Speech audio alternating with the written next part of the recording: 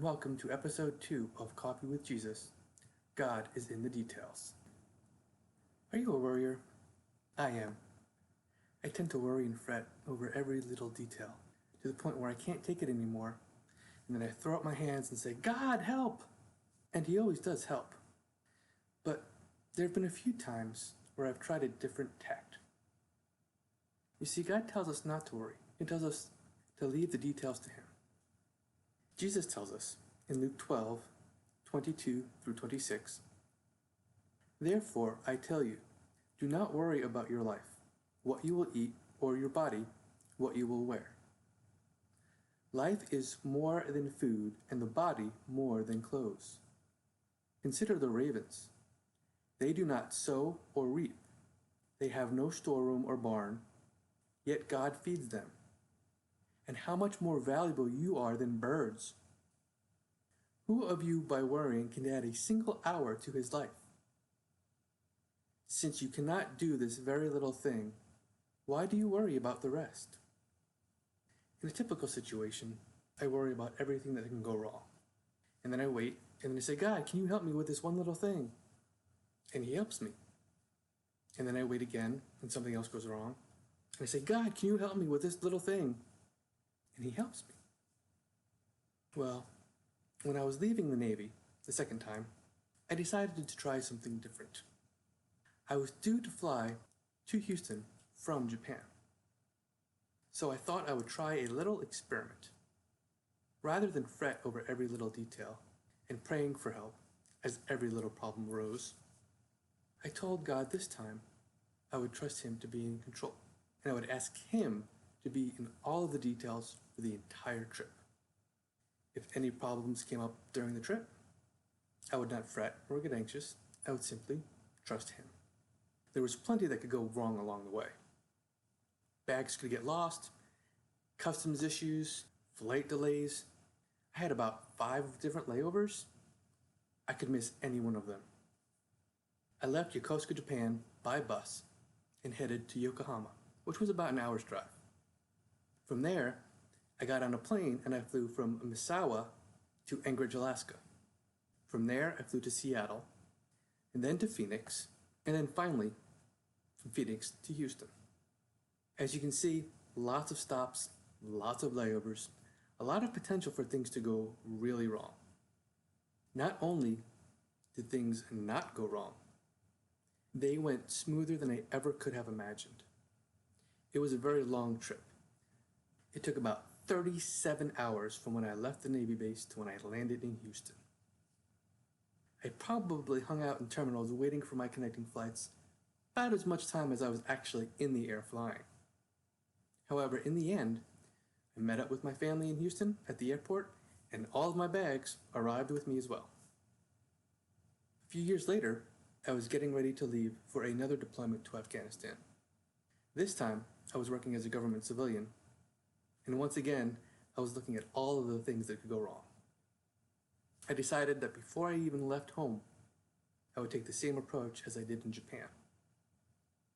It was hard enough to leave my family and heartbreaking enough. I didn't want to have to add worry to all of that as well.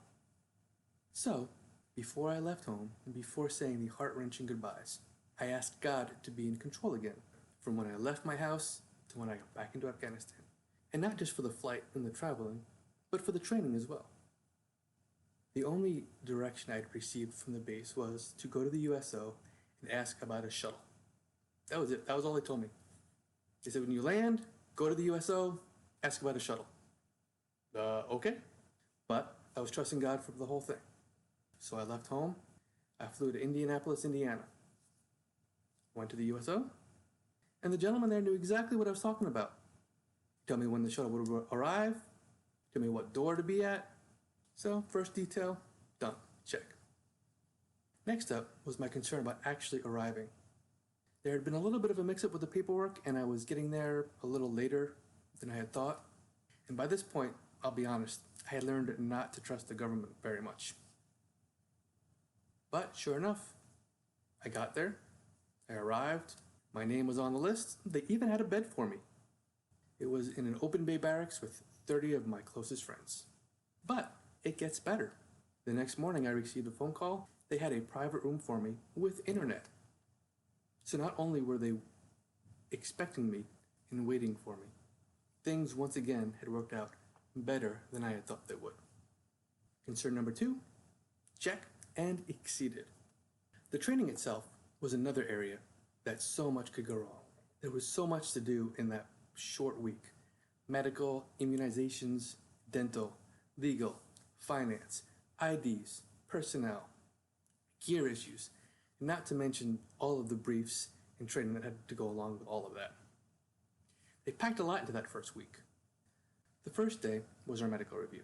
I was not as concerned with that because I'd recently been discharged from the Army, and believe me, they performed quite the physical before I left. I was concerned about my immunizations, however. I had had many negative experiences in this regard. My first 3 duty stations in the Navy, I had to receive the whole series of shots because my shot records mysteriously disappeared. They got lost, they were missing. So this time, I came prepared. I had my medical record from Fort Hood, I had all my supporting documentation, and I even had my very own shot record that I kept with me. However, all that preparation I had done was not even needed. When I got to the medical, they had already had a record set up for me with all the information from the Army database.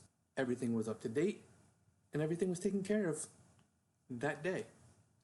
Concern number 3, check, and again, exceeded. Next up was dental, and again, more concerns. They had required a particular government form that my private dentist was supposed to fill out. However, Fort Hood had also done a dental exam when I left, so I did not have the proper government form. But again, I was going to trust God. I asked him to be in all the details, so I was going to trust him. When I showed up and they asked my form, I told them the Army had just done a dental exam for me. The gentleman looked me up in the system. He took my checklist sheet and check, done.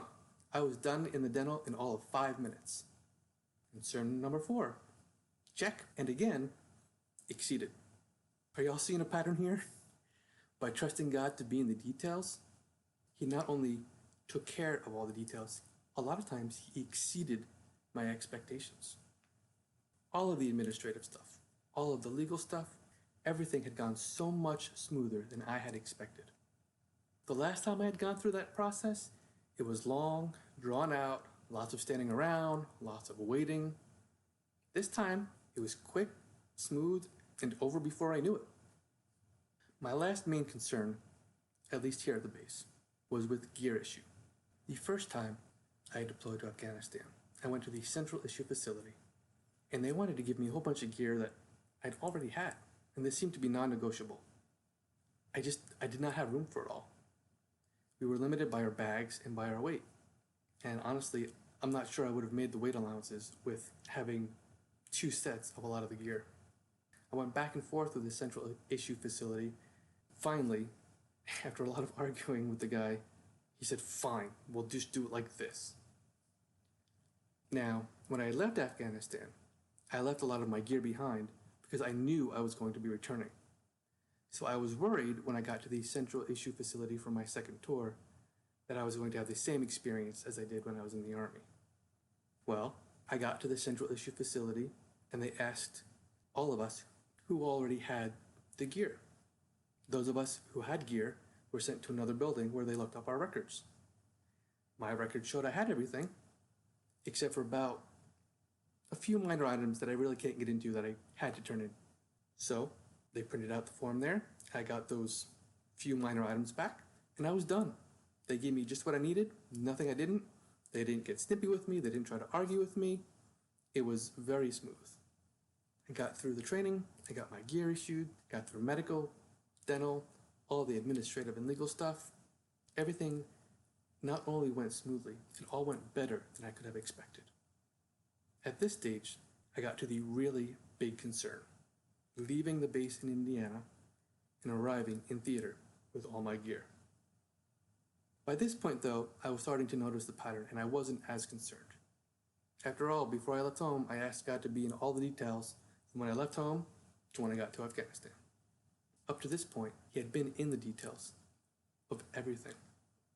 So there was no doubt that he would help me out the second time. Sure enough, I left the base in Indiana.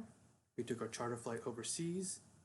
We landed at the Army base in the middle of nowhere in one of those middle Balkan countries.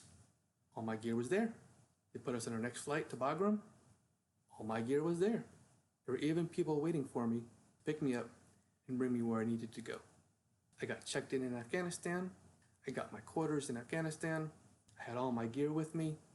Once again, God had not only taken care of the details, He had exceeded my greatest expectations. From the moment I left my house to the moment I arrived in my new quarters in Afghanistan, God had taken such good care of me. He had taken care of every single detail. He had exceeded all of my hopes. It was the smoothest bout of training and the smoothest bout of travel I had ever gone through with the U.S. government. In this particular case, God really was in the details.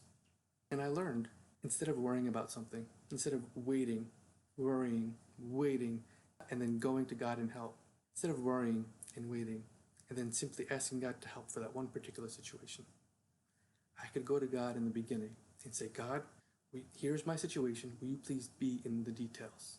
Will you please take care of all of the details? And then I would not need to worry. I simply needed to trust Him. And I knew, and to this day, I know that when I ask God to be in the details, He won't just take care of me.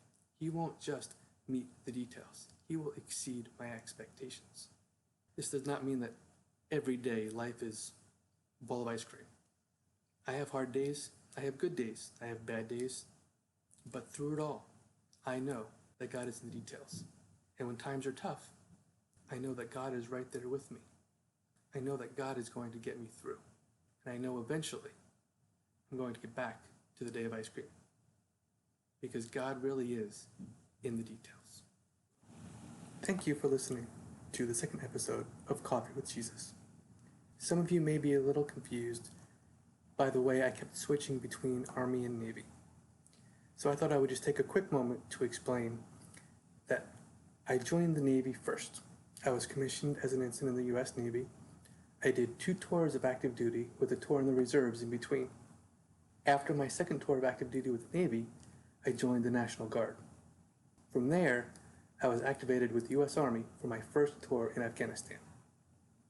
While I was in Afghanistan with the Army, I was offered a job to go back to Afghanistan working for the government as a civil servant. And that is what I chose to share today. I hope that clears things up. If you have any questions at any time, please do not hesitate to post in the comments or send me a message. Thank you for listening.